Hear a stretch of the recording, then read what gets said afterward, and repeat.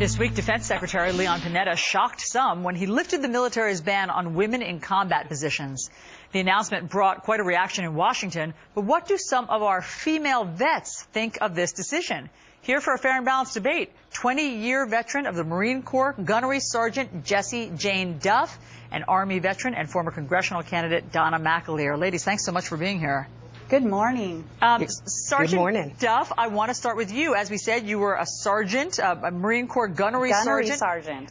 Yet you don't like this plan. Why not?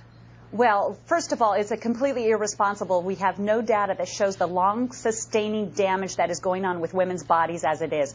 40% of our women dropped out of OCS, Officer Candidate School, in 2011 alone.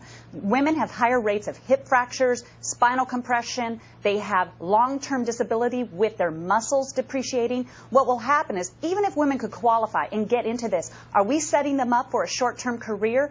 It is irresponsible without any studies to see the long-term ramifications on women that this is even possible. Officer McAleer, what do you think?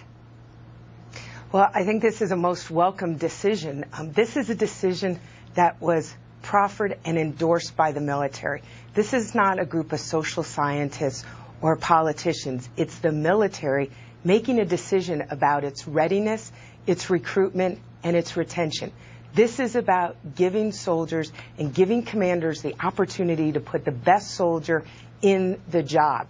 Now women will be afforded the opportunity to compete for these jobs. Numerous studies have shown that it is really combat command experience at all levels, from squad leader level on through the division, that lead to opportunities for promotion, and that put sharp minds at the decision-making table of strategic decision-making and national security. And to your point, let me read what General Martin Dempsey, chair of the Joint Chiefs, has said about standards with women. If we do decide that a particular standard is so high that a woman couldn't make it, the burden is now on the service to come back and explain to the Secretary, why is it that high?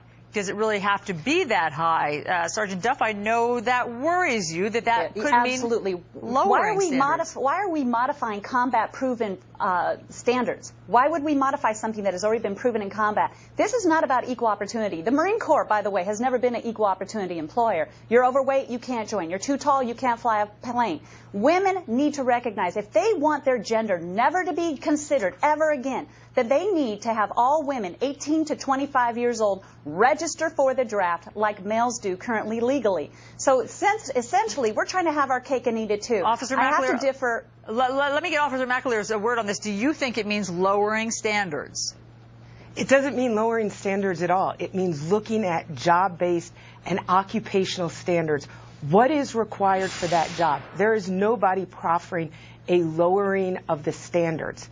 Everybody who has been promoting this is about performance to a job-based standard. What are those occupational requirements? Yep. What is the physical strength, the mental stamina? We do have a database of 12 years of more than 230,000 women who have fought alongside men in Iraq and Afghanistan. All right. But 2 million plus soldiers serving side by side. Got it. On that note, Donna McAleer, Jessie Jane Duff, thanks so much for the debate.